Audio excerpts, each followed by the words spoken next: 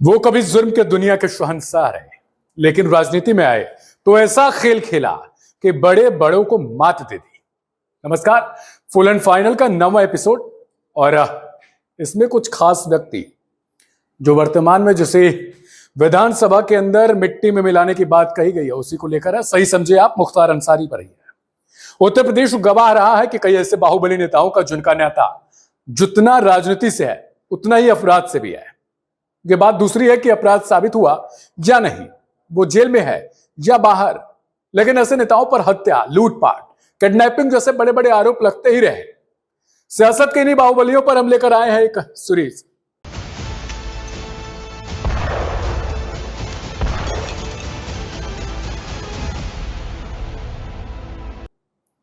ये सीरीज है उत्तर प्रदेश के बाहुबली नेता अतीक अहमद को। अब इस सीरीज में हम आपको बताने जा रहे हैं उत्तर प्रदेश के एक और बाहुबली नेता मुख्तार अंसारी के बारे में। मुख्तार अंसारी के पूरा लंबा चौड़ा कद, रौबीली मूछे, दमदार आवाज, उत्तर प्रदेश के इस बाहुबली नेता को राजनीति में कौन नहीं जानता। उत्तर प्रदेश की मऊ सीट से लगातार 5 बार विधानसभा सीट जीत चुका बाहुबली विधायक मुख्तार अंसारी किसी न किसी खबर का हिस्सा अक्सर होता है। वो जेल में रहे या जेल से बाहर, वक्त वक्त पर इस बाहुबली नेता की खबरें सुर्खियां बटोरी लेती हैं। पिछले 13 सालों से जेल में बंद मुख्तार अंसारी पर 40 से ज्यादा आपराधिक मामले दर्ज हैं। पिछले 1 साल से उत्तर प्रदेश के बांदा जेल में बंद जो मुख्तार अंसारी है उसको लेकर खबरें कई बार आ गई, लेकिन आज हम आपको उसके विभिन्न पहलुओं से रूबरू करवाएंगे जो उसके राजनीतिक करियर से तो जुड़े ही होंगे, साथ ही उसकी पर्सनल जिंदगी से भी ताल्लुक रखती हैं। हम आपको बताएंगे जुर्म के दुनिया के इस बेताज बादशाह को क्या है पसंद और क्या है नापसंद, कैसे बीता इस बाहुबली का बचपन और कैसे मुख्तार अंसारी ने रखा अपराध के दुनिया में पहला कदम। मुख्तार अंसारी जो बेशक पूर्वांचल के माफिया डॉन के नाम से भी जाना जाता है, लेकिन उसका परिवार जो है, उसके परिवार का इतिहास बेहद गौरवशाली रहा है। मुख्तार अंसारी का जन्म 30 जून 1963 को उत्तर प्रदेश के गाजीपुर में बेहद सम्मानित परिवार में हुआ था। मुख्तार अंसारी के दादा डॉक्टर मुख्तार अहमद अंसारी स्वतंत्रता सेनानी थे। सोचिए, कोई स्वतंत्रता सेनानी रहा तो कोई वज्र बेमानी का आदमी। वे 1926 से 1927 में भारतीय राष्ट्रीय कांग्रेस और मुस्लिम लीग के अध्यक्ष भी रहे। डॉक्टर अंसारी गांधी जी से बेहद प्रभावित थे और गांधी जी के काफी चर्चित और काफी करीबी भी माने जाते थे। डॉक्टर मुख्तार अहमद अंसारी के नाम पर दिल्ली में एक सड़क का नाम भी रखा गया था। मुख्तार अंसारी का परिवार पूर्वांचल में हमेशा से सिर्फ बड़ा रुतबा नहीं रखता, बल्कि जनता के बीच उनका खासा सम्मान भी रहा है। मुख्तार अंसारी के पिता सुबाहुल्लाह अंसारी बड़े कम्युनिस्ट नेता थे और अपने परिवार के विरासत को उन्होंने खूबसूरती के साथ आगे बढ़ाया। आप हैरान रह जाएंगे जब आप जानेंगे कि एक और बेहद सम्मानित नाम मुख्तार अंसारी के साथ जुड़ा हुआ है। जी हाँ, भारत के पूर्व उपराष्ट्रपति हामिद अंसारी भी रिश्ते में मुख्तार अंसारी के चाचा जी लगते हैं।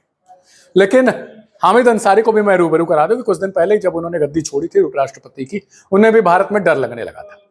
अगर बात करें मुख्तार अंसारी के ननिहाल की, तो वो भी काफी ऊंचा और इज्जतदार घराना माना जाता था। मुख्तार अंसारी के नाना ब्रिगेडियर उस्मान आर्मी में थे और उन्हें उनकी वीरता के लिए महावीर चक्र से सम्मानित किया गया था। मतलब पूरा परिवार सम्मान से चला, लेकिन ऐसा सम्मान मुख्तार अंसारी ने बटोर लिया शायद जो दुनिया नहीं भूल पाएगी। ब्रिगेडियर उस्मान ने 1947 के जंग में भारत को नवशेरा में जीत दिलाई थी। वो इस युद्ध में लड़ते हुए शहीद भी हो गए और उनकी शहादत के बाद ही उन्हें महावीर चक्र से सम्मानित किया गया। अब आप सोच रहे होंगे कि इतने गौरवशाली परिवार से ताल्लुक रखने के बावजूद क्यों मुख्तार अंसारी जुर्म के दुनिया में पहुंच गया। क्या वजह थी? एक स्वतंत्रता सेनानी का पोता, एक बेहद सम्मानित आर्मी अफसर का नाती, हमेशा जुर्म के काली किताब में दर्ज रहा। आखिर ऐसी क्या वजह थी? इतने बड़े परिवार से आने के बावजूद मुख्तार अंसारी ने चुना माफिया डॉन बनना। वैसे डॉन बनना आज के जो नए नए छोरे और लौंडे हैं ना, इनको बहुत पसंद है, क्योंकि इन्हें पसंद है उनके नाम के आगे डॉन लगे, पर पिद्दी वाला। पर मुख्तार अंसारी के पीछे चलते हैं हम। मुख्तार अंसारी का बचपन भी बेहद अच्छे माहौल में बीता। उसने अपनी शुरुआती पढ़ाई यूसुफपुर गांव में पूरी की। उसके बाद उसने गाजीपुर कॉलेज से ग्रेजुएशन और पोस्ट ग्रेजुएशन पूरी की। स्कूल और कॉलेज के दौरान वो अक्सर खेलों में हिस्सा लेता रहा। कहते हैं मुख्तार अंसारी को क्रिकेट और फुटबॉल में खासी दिलचस्पी है। 1989 में अफशा अंसारी से मुख्तार की शादी हुई। दोनों के 2 बेटे हैं और इन्हीं दोनों बेटों का नाम प्रयागराज में उमेश पाल की हत्याकांड में भी आया है। मुख्तार अंसारी के बड़े बेटे राजनीति में ही, जबकि छोटा बेटा जो अब्बास अंसारी है वो शॉटगन शूटिंग के इंटरनेशनल प्लेयर है और बहुत बड़ा प्लेयर है। जेल में भी बहुत कुछ प्ले करता है वो।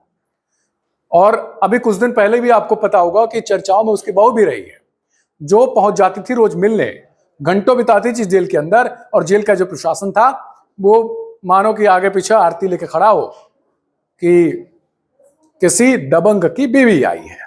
चलिए, कई बार उसने पदक भी जीता है, देश का नाम भी रोशन किया, ऐसा नहीं है। इतने पढ़े लिखे और इतने इज्जतदार परिवार से होने के बावजूद मुख्तार अंसारी ने खुद के लिए अपराध की दुनिया को चुना। 1988 में पहली बार उसका नाम किसी आपराधिक मामले से जुड़ा। 1988 में ही मुख्तार अंसारी का नाम एक हत्या के मामले में सामने आया। मुख्तार अंसारी पर मंडी परिषद के ठेके के मामले में एक लोकल ठेकेदार सच्चिदानंद की हत्या के आरोप लग गए। इतना ही नहीं, इसी दौरान पुलिस से बचते हुए एक कांस्टेबल की हत्या के आरोप भी मुख्तार अंसारी पर लगे, लेकिन पुलिस को उसके खिलाफ कोई पुख्ता सबूत नहीं मिला। एक चीज तो है, जो हत्यारा होता है ना बहुत बड़ा, उसके खिलाफ पुलिस को कोई सबूत नहीं मिल सकता। अभी हम अगले एपिसोड में बहुत सारे ऐसे हत्यारों की बातचीत करेंगे और ऐसे दबंग नेताओं की भी बात करेंगे जिन्हें सब जानते हैं कि हत्यारा वही है, उसी ने मारा होगा और मारा भी वही रहता है, पर पुलिस को सबूत नहीं मिलते। इसके बाद तो जैसे आए दिन मुख्तार अंसारी के अपराध से जुड़ने की खबरें आने लगी। पूर्वांचल अपराधियों का गढ़ माना जाने लगा। पूर्वांचल से मैं भी आता हूं और 90 के दशक में इस फहरिस्त में मुख्तार अंसारी का नाम भी शामिल हो गया। उन दिनों ये इलाका दो गैंग में बट गया था। एक था मुख्तार अंसारी का गैंग और दूसरा ब्रजेश सिंह का गैंग। ब्रजेश सिंह को एक और माफिया त्रिभुवन सिंह का भी साथ मिल रहा था।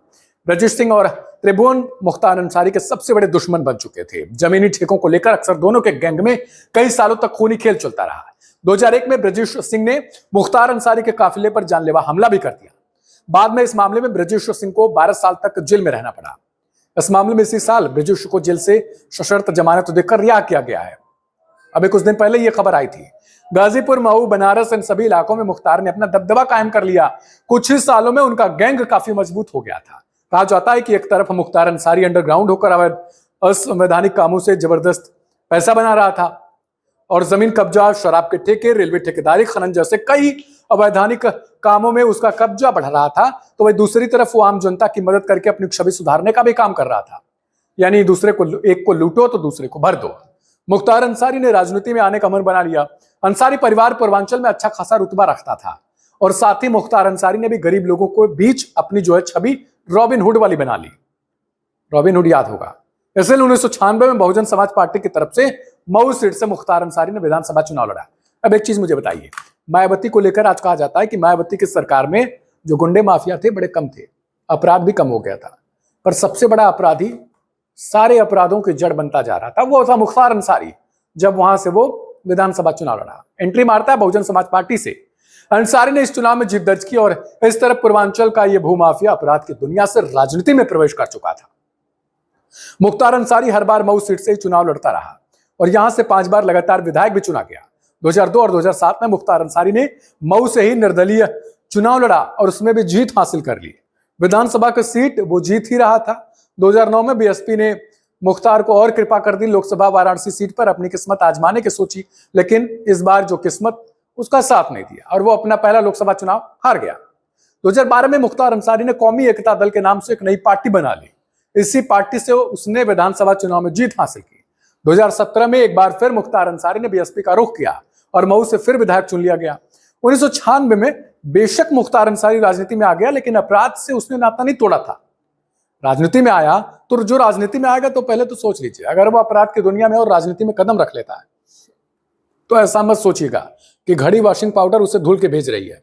ऐसा हो जाता है कि वो वहां से जैसे राजनीति में प्रवेश करता है और ज्यादा उसका दबदबा बढ़ जाता है, क्योंकि पहले तो एक ठहरा निटल्ला गुंडा था, लेकिन अब जब राजनीति में आ गया तो गुंडा कम नेता हो गया। मुख्तार अंसारी पर राजनीति में आने के बाद भी कई मामले दर्ज होते रहे। 2005 में बीजेपी विधायक कृष्णानंद की हत्या के आरोप जब मुख्तार अंसारी पर लगे तो यह मामला काफी ज्यादा सुर्खियों में रहा। दरअसल ये किस्सा शुरू हुआ मुहम्मदाबाद सीट से। यह सीट 1985 से अंसारी परिवार के पास रही और उस वक्त मुख्तार अंसारी के भाई अफजाल अंसारी इससे चुनाव लड़ रहे थे। 2002 में बीजेपी विधायक कृष्णानंद राय ने अफजाल अंसारी को यहां से चुनाव में मात दी। कहते हैं यह बात मुख्तार अंसारी को नागवार गुजरी और कृष्णानंद राय मुख्तार अंसारी के निशाने पर आ गया। 2005 में मऊ में हिंसा भड़की और हिंसा भड़काने के आरोप किस पर लगे? इसी पर लगे, यानी मुख्तार अंसारी पर। मुख्तार अंसारी के इस मामले में गाजीपुर पुलिस के सामने सरेंडर कर दिया। मुख्तार अंसारी जेल में था, लेकिन बाहर एक ऐसा खेल खेला गया जिसका आरोप लगा मुख्तार अंसारी पर। 29 नवंबर 2005 को कृष्णानंद अपने काफिले के साथ गाजीपुर से क्रिकेट स्टेडियम का उद्घाटन करके लौट रहे थे। तभी उनके काफिले पर AK-47 से हमला कर दिया गया। कृष्णानंद समेत 5 लोगों को गोलियों से छलनी कर दिया गया और उनकी मौत हो गई। इस हत्याकांड का आरोप लगा मुख्तार अंसारी पर। कहा जाता है कि जेल में रहकर ही मुख्तार अंसारी ने शॉर्प शूटर मुन्ना बजरंगी और अतीक उर रहमान की मदद से कृष्णानंद की हत्या करवाई। मुख्तार अंसारी 2005 के बाद से ही अलग अलग जेलों में बंद है।